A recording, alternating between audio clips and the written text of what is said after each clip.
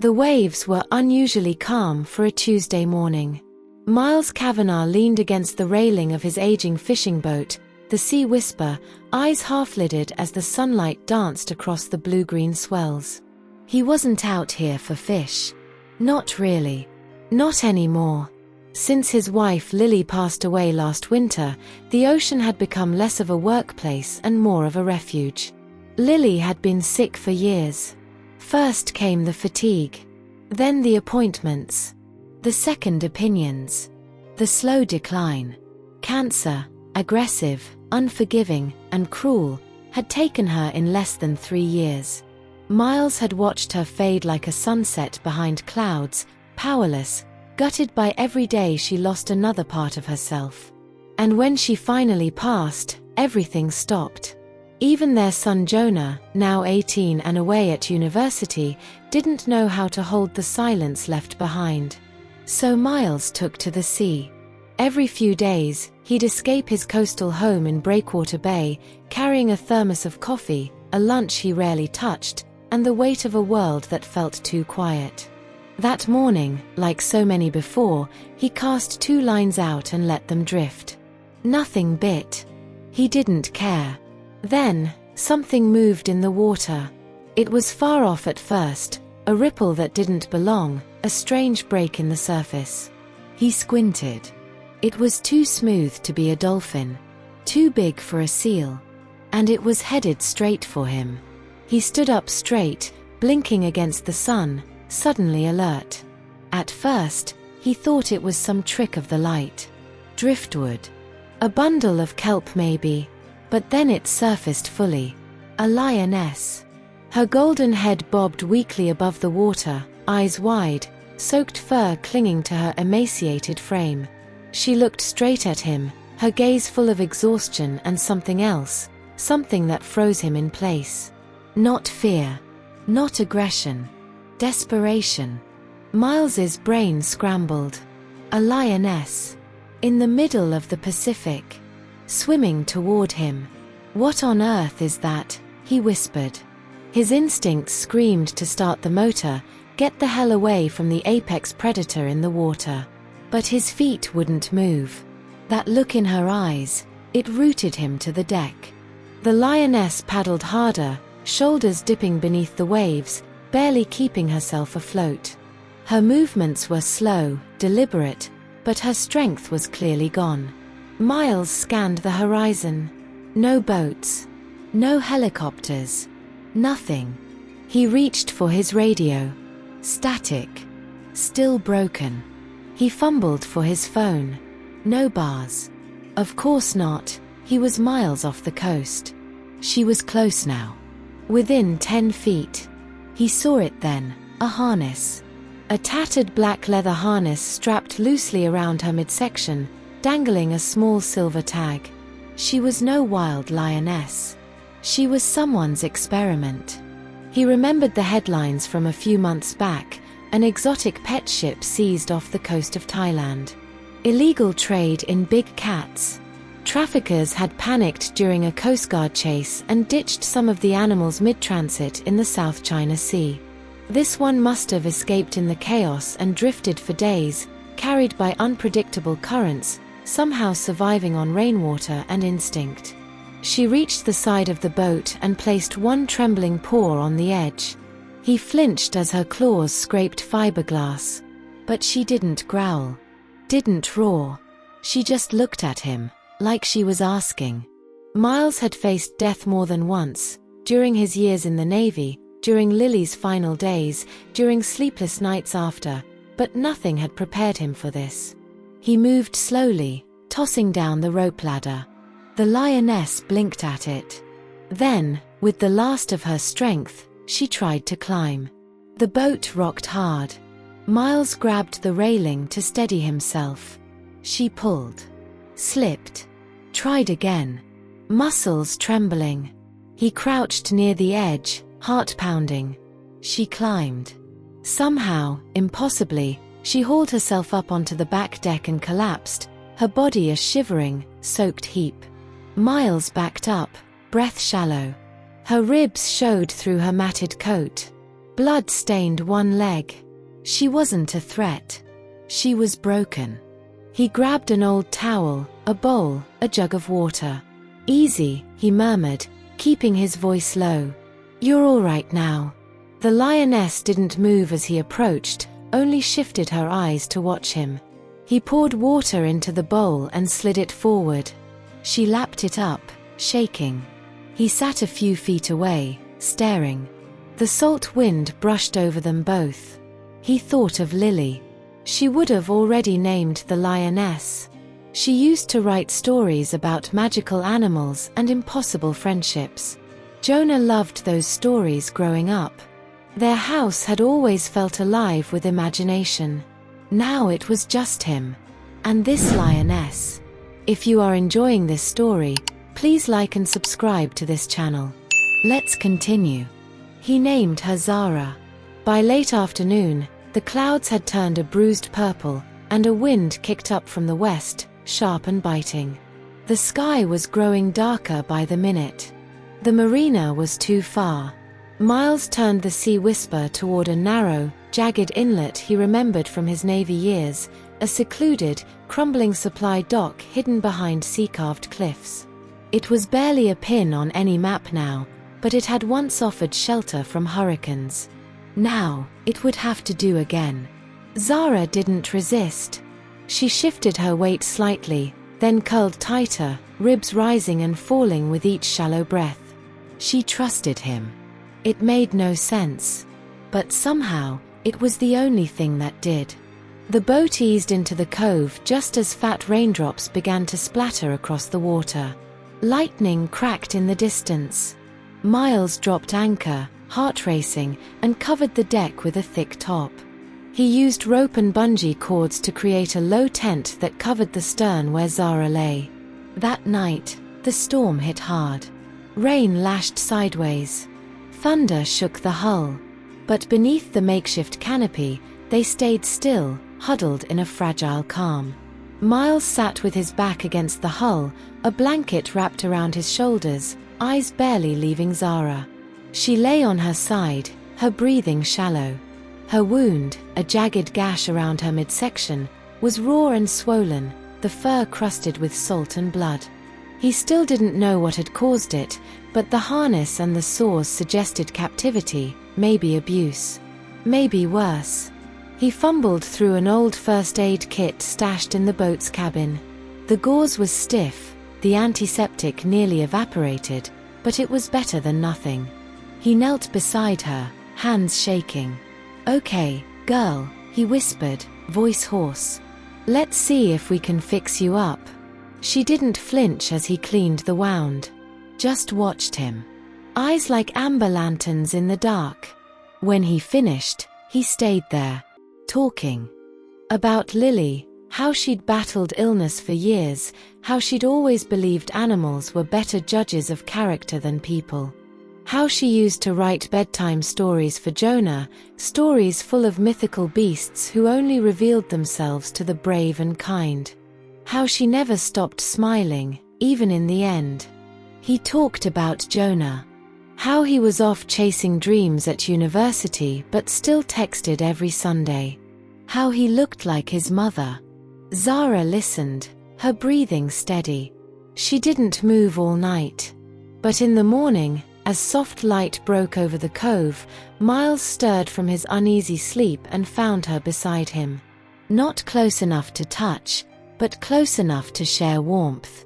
Her golden eyes met his. And for the first time since Lily's funeral, Miles smiled with something like peace. By the third day, the world came crashing back. It started with the shrill whine of a drone slicing through the morning air, high-pitched, mechanical, and unmistakably close. Miles jolted upright, heart hammering as if the thing had zeroed in on his chest. He scrambled to drag the top lower over the stern, shielding Zara from view, the nylon snapping in the wind as panic rose like a tide. They'd found them. Some government agency. A private collector. The press. It didn't matter who. All they'd see from above was a man in his 60s harboring an illegal lioness on a rotting boat. A headline waiting to explode. Breakwater Bay man hides smuggled predator. They wouldn't care that she was starving, that she was gentle, that she had chosen to trust him. They'd sedate her, cage her, study her until she died. Or worse, send her back into the underground trade. That night, with hands still trembling, Miles climbed into the cramped wheelhouse and dug through a box of old gear until he found the dusty sat phone, one he hadn't touched since the last week of Lily's life, when every call came with dread. He powered it on. The screen blinked weakly to life. He scrolled through numbers until he found one, Ruben Santiago. Former Navy. Old crew. One of the few men who had seen the things Miles had seen, and one of the even fewer who had kept his humanity intact. Now he ran security for a wildlife sanctuary somewhere inland. Remote. Off-grid. So secretive it bordered on myth. Miles hit call. The satellite crackled. A long pause. Then, Santiago. Ruben, Miles rasped. I need your help. He heard the shift in tone instantly. A breath drawn. A pause that meant understanding. Where are you?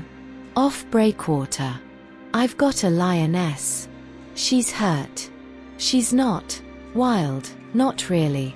But she won't survive long. Ruben didn't ask how or why.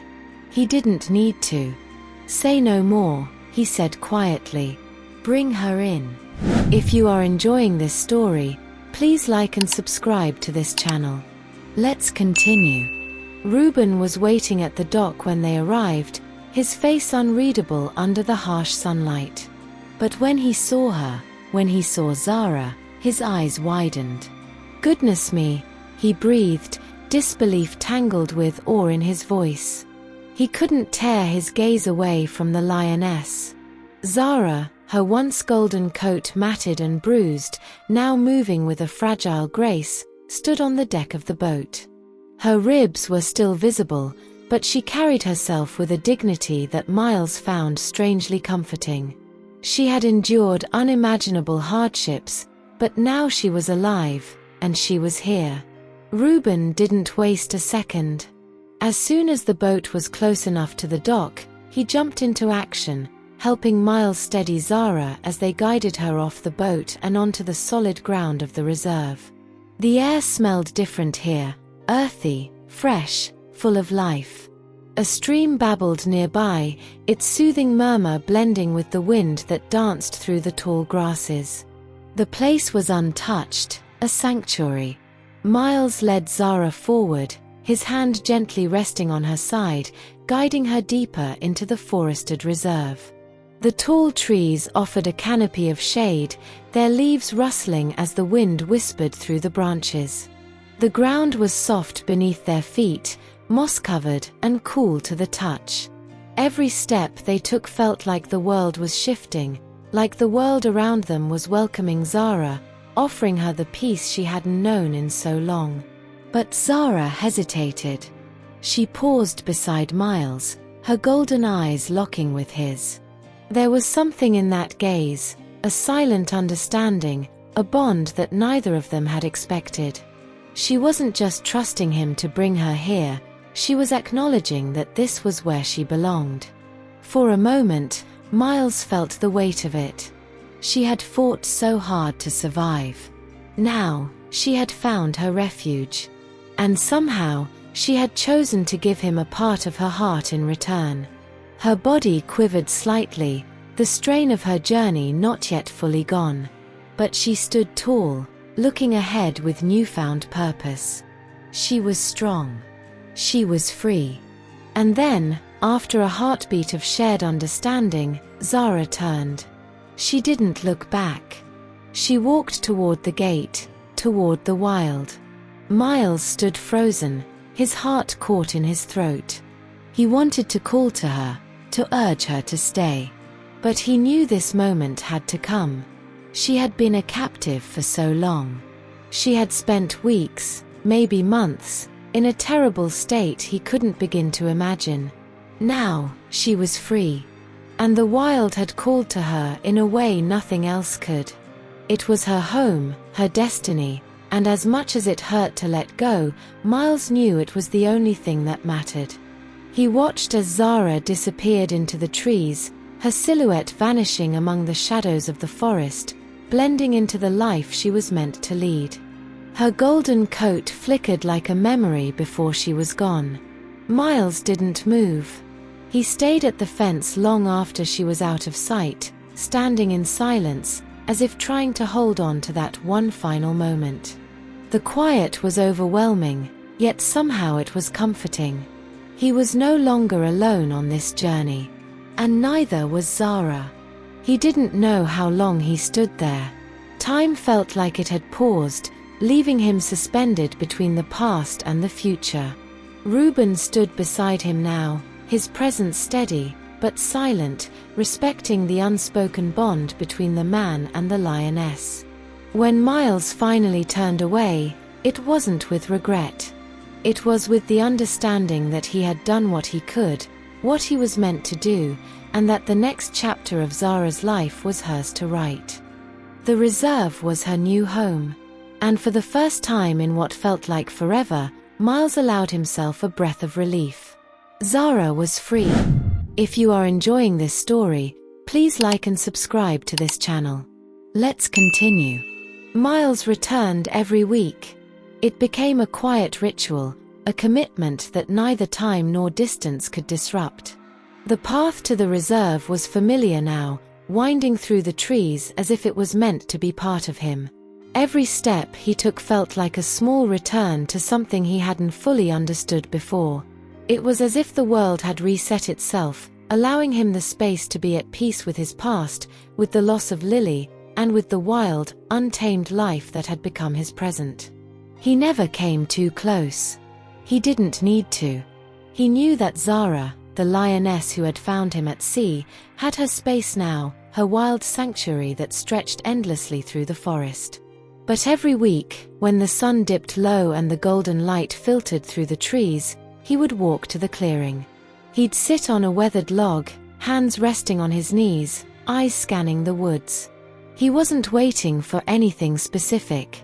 It wasn't about expectations or urgent needs. It was about presence. And every week, just as the evening deepened, she would appear. From a distance, her silhouette would materialize at the edge of the trees, her golden coat blending seamlessly with the fading light. At first, it was just a shadow, a ripple in the undergrowth. Then, slowly, her form took shape. She stood tall, proud, her amber eyes gleaming in the soft glow of dusk. She watched him. Always watching, always listening. She never came too close. Never crossing the threshold between their worlds. But she didn't need to. She was there. She was present. And in that moment, that simple act of showing up was enough. There were no words, no grand gestures. But there was something in her gaze, a quiet understanding that went beyond what either of them could say. It was as if they had both learned that some bonds didn't need to be spoken. They didn't need to be complicated.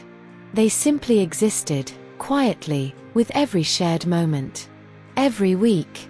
As the months passed, the changes in Zara became more evident. Her coat, once ragged and matted from the sea and her captivity, began to regain its fullness. It became thick and lush, like the fur of a lioness meant to roam free. Her eyes, once dull with the weight of trauma, brightened with life, reflecting the vibrant green of the forest around her. The limp that had plagued her steps when she first arrived faded slowly but surely, her strength returning bit by bit, day by day. But the most telling change wasn't physical. It was the way she moved, the way she carried herself. Where she had once been broken and hesitant, she now walked with quiet confidence. She had found her place in this vast world. She had found her rhythm. And still, she came. Every week, like clockwork. She would step into the clearing, always keeping that careful distance, never too far, but never too close.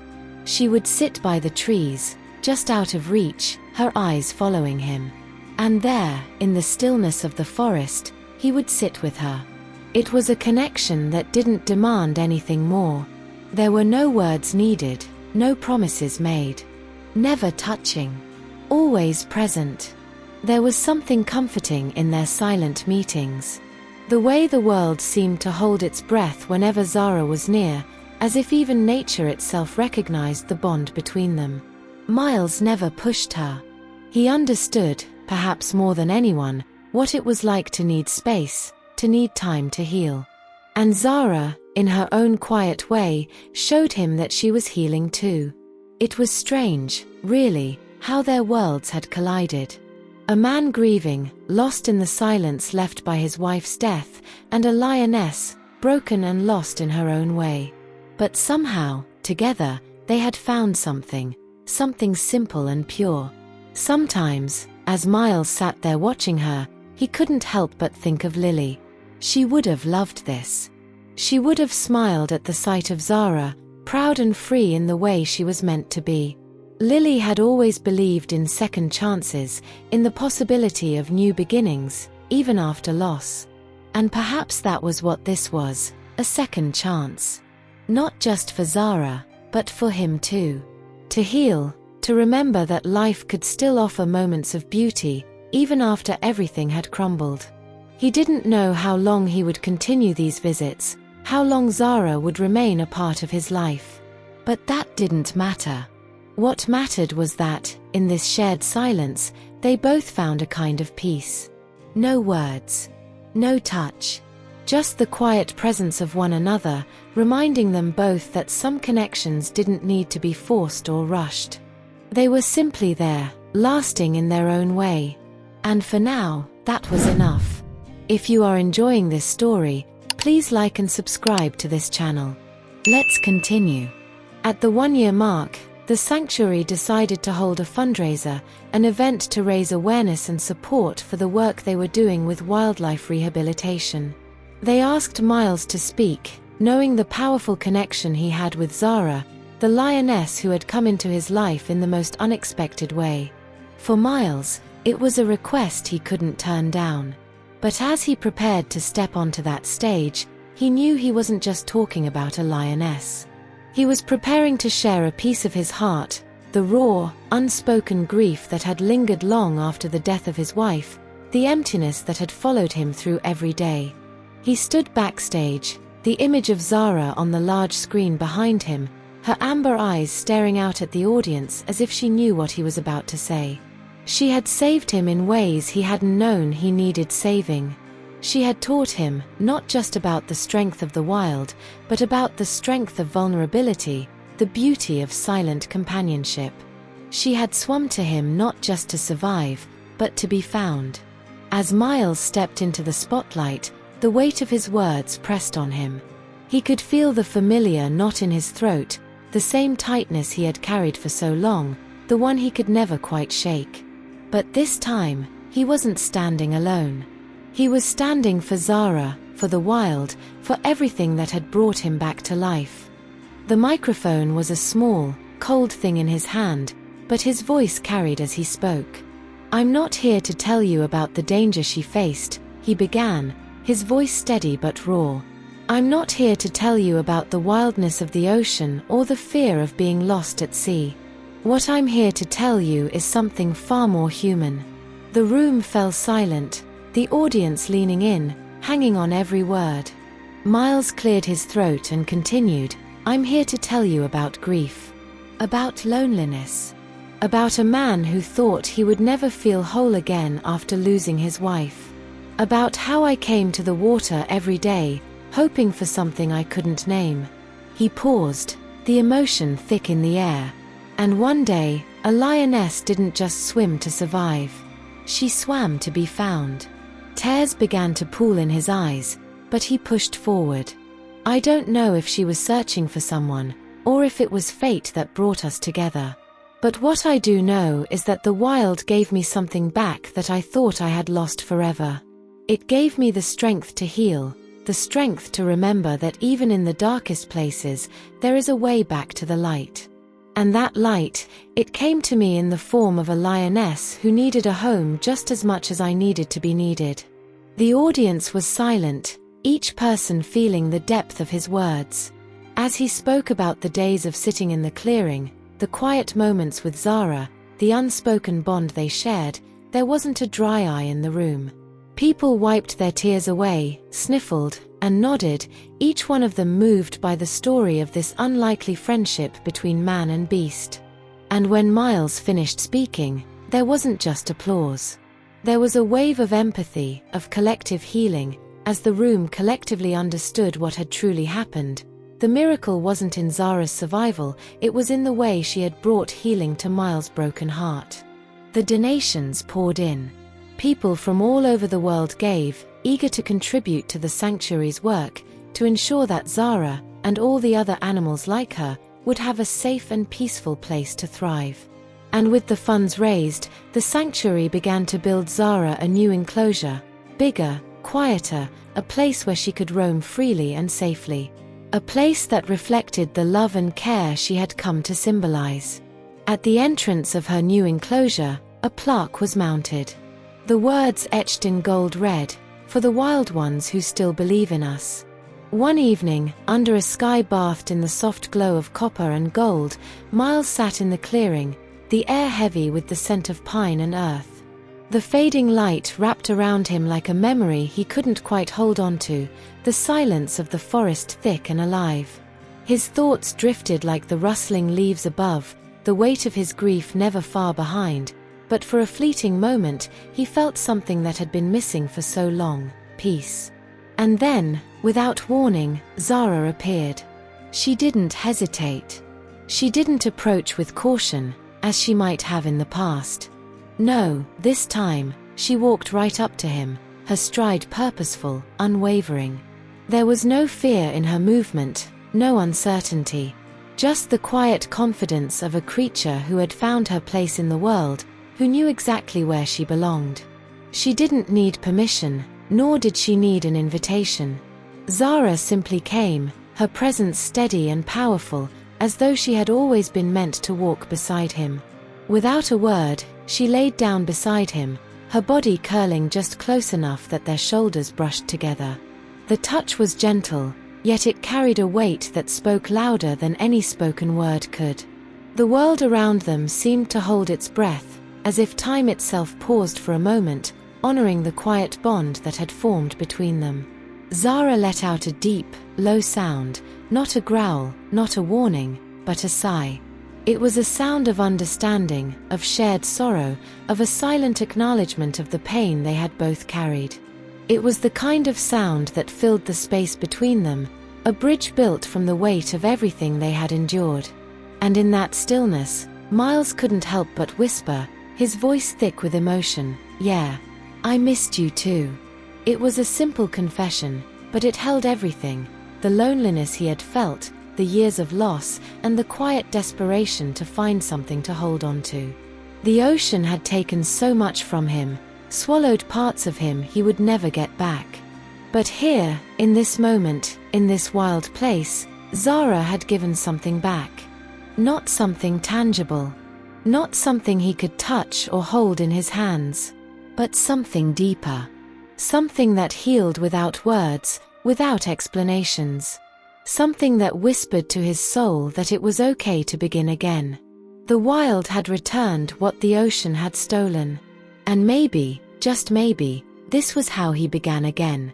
Not with grand gestures or some miraculous event, but with the quiet presence of a lioness, her gentle touch a reminder that even in the darkest of times, there could be a new beginning. Have you ever felt like the world took everything from you, only to show you that something beautiful could grow from the pain? Let me know in the comments below how you've found healing in your own life. Thank you for watching. Please don't forget to like and subscribe to this channel for more stories that touch the heart and remind us all that second chances are possible. I'll see you in the next one.